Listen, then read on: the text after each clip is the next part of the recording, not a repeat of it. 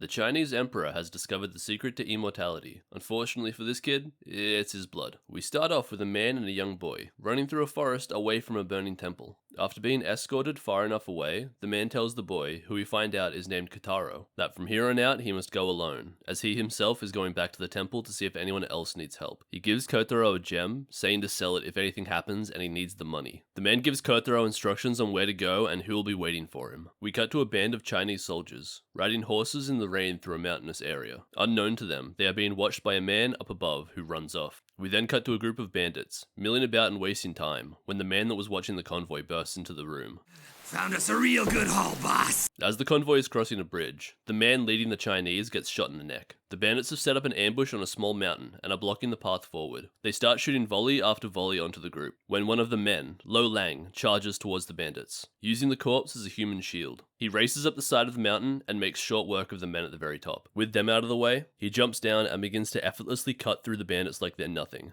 It doesn't take long before it's just the leader of the bandits and himself. Lo Lang drops some mad disrespect by taking him on with nothing but his hands. After dodging his strikes for a while, he decides to flex on him even harder by literally catching his sword mid-strike and throwing it back at him, getting a clean headshot. We cut to a coastal area, in which we see Kotaro with the help of his dog, Tobimaru, successfully steal some food and water from a house. Seems like they've gotten pretty good at this. They run up to an abandoned temple, which they have been using as a shelter. Kotaro goes into the basement of the temple to grab some cooking gear, when he hears the loud rumbling of someone's stomach. He peeks his head up and sees a man with a sword, who's just big chillin'. The man tells them not to worry, and that they're in no danger. Kotaro tells the man to get out. So you're telling me this is your home? That's right. This place is ours now.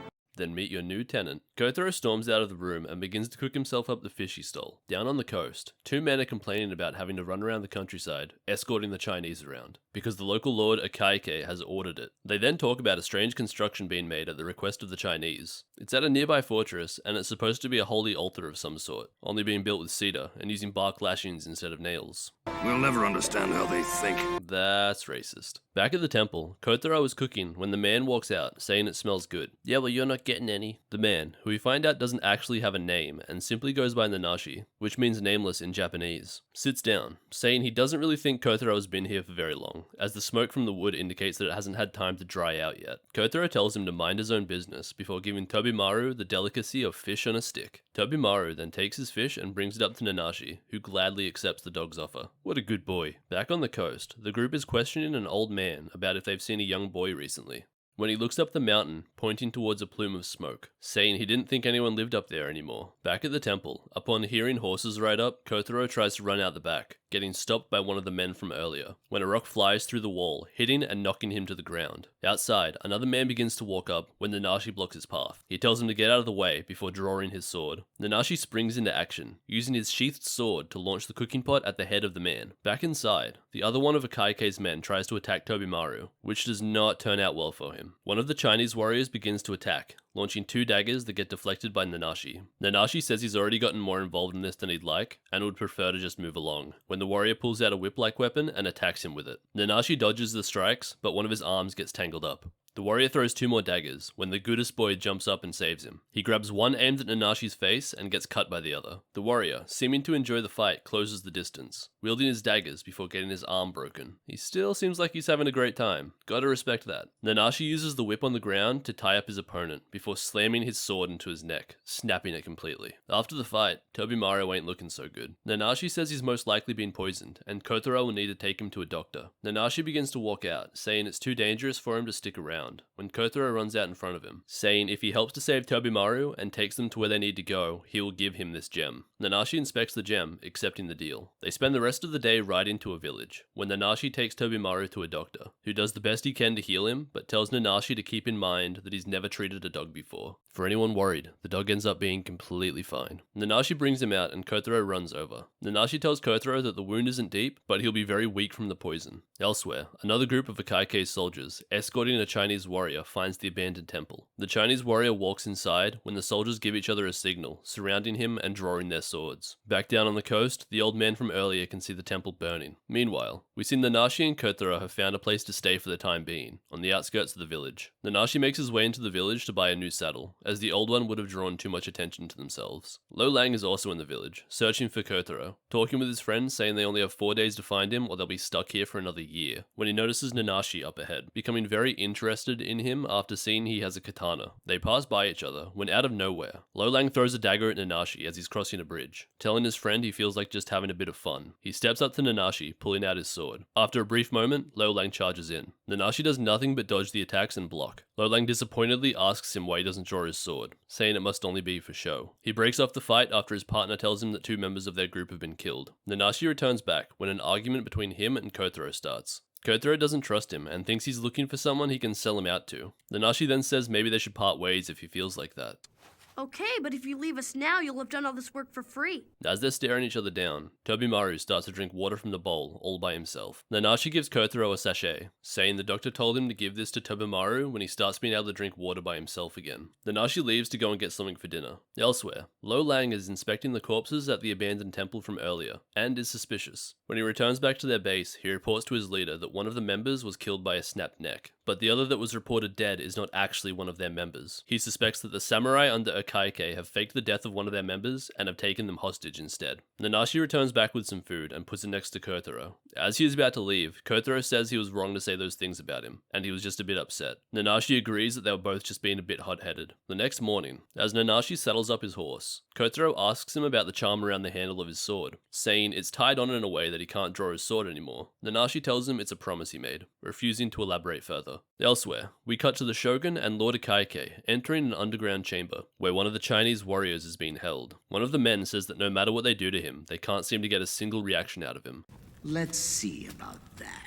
Akaike gets one of the red-hot pokers, pushing it into the Chinese warrior's chest. To their amazement, they get nothing out of him but a smile. The Shogun requests that the matter be left in his hands. He will find out what the Chinese have planned, and then strike a deal with the Ming Emperor. Back in town, the old man who is letting Kothoro and Nanashi crash in his spare room sees a notice on a board. It states that the Lord is searching for a boy with a dog, and there is a reward being offered for whoever finds him. The old man returns home, leading Akaike's soldiers with him. When he opens the door to sell them out, he finds a board with "Thanks for everything" written on it, revealing that they had left some time earlier that day. Later that night, after they've made camp, Nanashi notices that they're being watched. He tells Kothoro to keep on talking, and asks him about where he's from. Kothoro says that he was living over in Ming until 2 years ago, when his father died. He was about to be sold into slavery when a Japanese monk who was training in China found and saved him, bringing him back to his temple. Just then, as they're talking, the 2 people that were watching them attack, quickly getting dealt with by Nanashi.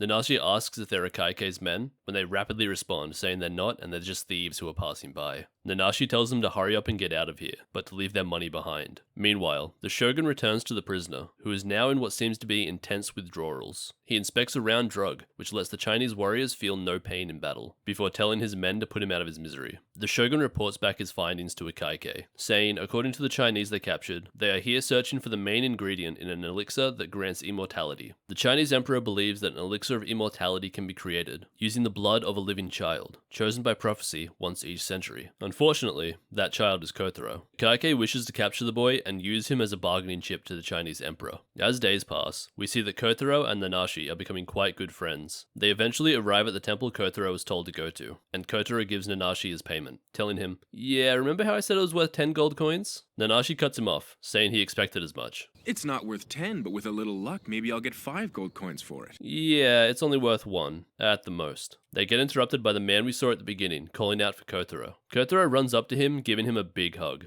Nanashi begins to walk off, when Kothoro tells him that if he ever decides he wants a real name, make sure to come back, as he'll think of something great for him. Kothoro is escorted inside by the man, whose hands are trembling. A door opens, revealing the man in charge of the temple, but when he steps aside, one of the Chinese warriors walks out. Kothoro tries to run away, but is blocked by another warrior, before getting knocked unconscious. As Nanashi makes his way out of the temple grounds, he senses that something's wrong, turning his horse around. He sees 2 Chinese warriors riding away with Kothoro tied up and unconscious. He gives chase. They throw a dagger back at him, which he narrowly avoids. They throw another, this time slashing his horse across the neck. Nanashi tumbles to the ground, but manages to catch his footing, still chasing after them. He isn't as fast as their horses though, and they ride off. Nanashi and Tobemaru try to track him down together. Sometime later, Kotaro arrives at the construction that has been made in order to prepare his sacrifice. Lo Lang is bringing Kotaro up to the top of the building. As he is doing so, he asks him about the man that tried to rescue him at the temple, asking if they were friends. Kotaro ain't no snitch though, and doesn't tell him anything.